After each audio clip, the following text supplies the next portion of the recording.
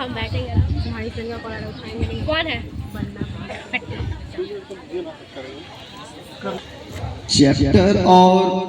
Chapter के topic खत्म करते करते आज हम यहाँ तक पहुँच गए हैं कि आज 10th क्लास को विदाई देने का समय आ गया है। विदाई जो फेयरवेल है, ऐसा लगता है कि बिछड़ रहे हैं, दुख है, दर्द है। लेकिन मैं आप सबसे कहना चाहूँगा कि जब आप बिछड़ते हैं तो फिर कहीं जुड़ना भी होता है। जो शिक्षा आपने मुझसे ली है, जो विश्वास आपने कायम करा है, जो कॉन्फिडेंस आप में आया है, इस कॉन्फिडेंस को आपको आपके अपने जीवन में उतारना है।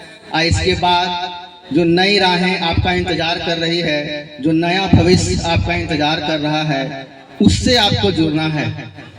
मिलना, बिछड़ना, बिछड़ना, मिलना, ये जीवन का क्रम है, सतत प्रक्रिया है। क्लास 9 और 10th के विद्यार्थी इस चीज को समझ सकेंगे साइंटिफिक भाषा में कि कोई भी चीज यदि टूटता है, ब्रेक डाउन होता है, तो उसमें से एनर्जी रिलीज होती है, एनर्जी रिलीज होता है।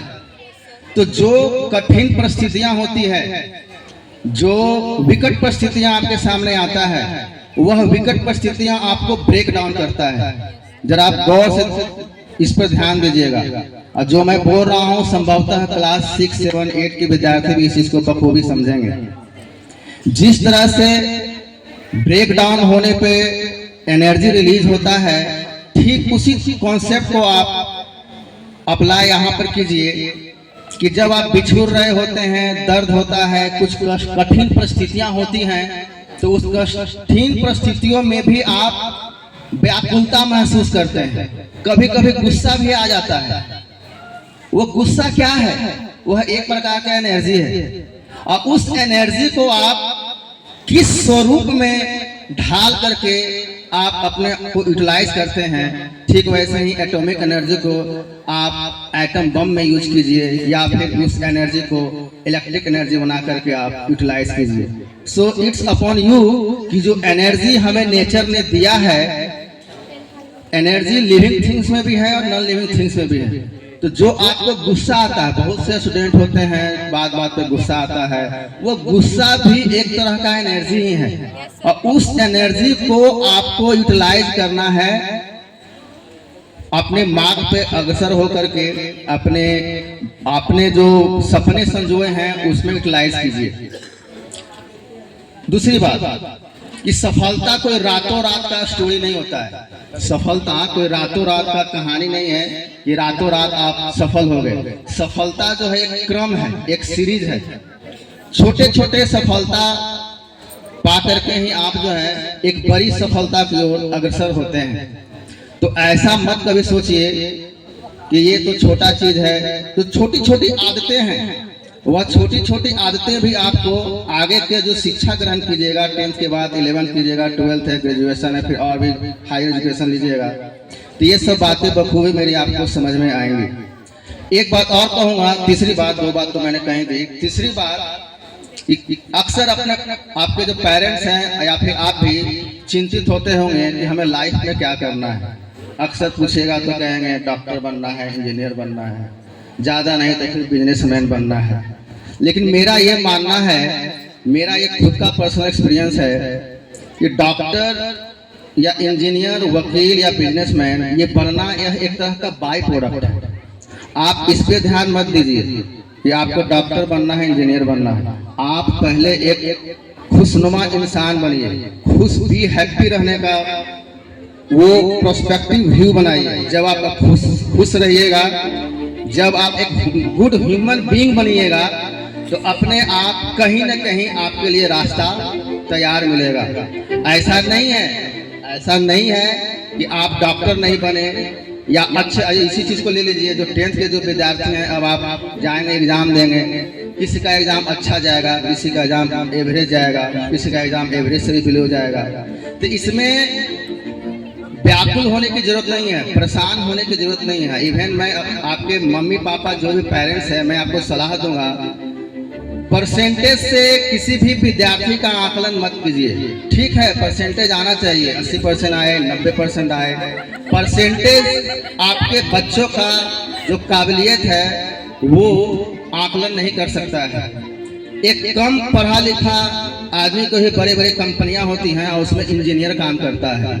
तो जो मम्मी पापा जो है डॉक्टर और इंजीनियर बनाने के फेरा में रहते हैं, मेरे भी लाइफ में जो है बहुत सा ऐसा एग्जाम्पल है, जो मेरे दोस्त जो है डॉक्टर ये इंजीनियर बन करके एक ऐसे फॉर्म में काम कर रहे हैं जो मालिक जो है सिर्फ 10th पास है। तो आप डॉक्टर इंजीनियर को आप जो है ना ये सामाजिक प्रतिष्ठा का विषय मत बनाइए। ये हो गया मेरा संदेश आप सभी पेरेंट्स के लिए। और जो बच्चे हैं मैं उनको भी एक विशेष रूप से कहूँगा, हो सकता है एवरेज मार्क्स आए, 55% आ जाए, 60% आ जाए, परसेंटेज पे मत जाइए। पढ़ाई के अलावे भी आप में टैलेंट है, उस टैलेंट को पहचानिए। आजकल का जो समय है पहले वाला समय नहीं रहा। आज का फॉर एग्जाम्पल डांस जानते हैं अच्छा, पेंटिंग अच्छा जानते हैं, या फिर फोटोग्राफी में इंटरेस्ट है, एक से एक महान हस्ती हैं।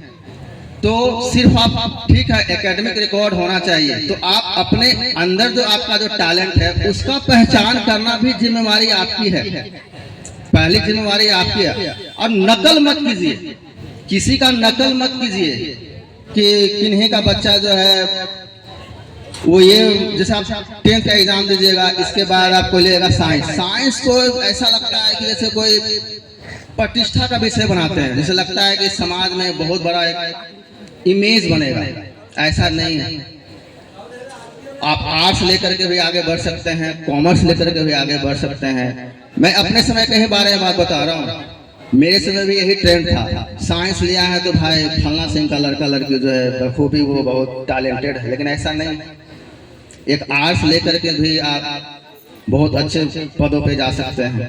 तो अब है ये तो हो गया कि प्रोस्पेक्टिव भी कि कौन कौन से रास्ते पे जाना है, लेकिन उस रास्ते पे आपको कामयाबी हासिल करने के लिए आपको अडिग होना होगा। ऐसा नहीं होता है कि स्कूल तक जो है कुछ बंदेश रहता है, बॉन्डेड रहता है, पेरेंट्स के निगरानी में रहते हैं। जब आप कॉलेज में जाते हैं तो थोड़ा सा फ्रीडम ज़्यादा मिल जाता है, तो उस फ्रीडम का भी गलत फायदा नहीं उठाना है। मेरे पास ऐसे कई एग्जाम्पल हैं जो उस फ्रीडम का गलत यूटिलाइज करके गलत रास्ते पे गए और आज कहाँ के कहाँ हैं।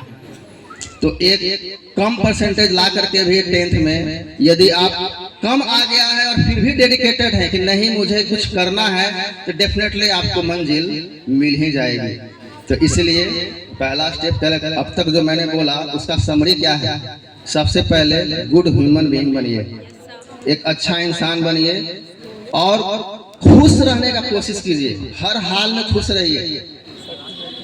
यदि आप मैं पेरेंट्स और बच्चों सबको कहूँगा कि यदि आप बहुत ही कठिन परिस्थिति में हैं, तो यह गीता में लिखा है ईश्वर आपसे परीक्षा ले रहा है। आप उस परिस्थिति से लड़ने के लिए तैयार रहिए। यदि ऐसा भी है, केमिकल रिएक्शन में आप लोग पढ़े भी हैं, यदि कुछ डिस्ट्रक्शन हो रहा है तो प्रोडक्ट में कुछ जनरेशन भी क्रिएशन भी हो रहा है, तो आप हड़बड़ाइए मत, अडिग रहिए, अपने आप पे विश्वास रखिए, अपने गुरु पे विश्वास रखिए। और हाँ, जीवन तक अंतिम सांस तक आप जो है अपने माता पिता और गुरु के प्रति सम्मान का भाव रखिए। मेरी नज़र में पूरे दुनिया में आपके लिए सिर्फ 3 ही व्यक्ति चिंतित हो सकते हैं। पहला माँ है, दूसरा आपके पिता हैं, और तीसरा कोई सही मायने में कोई गुरु है, वही आपका चिंतित पर्सन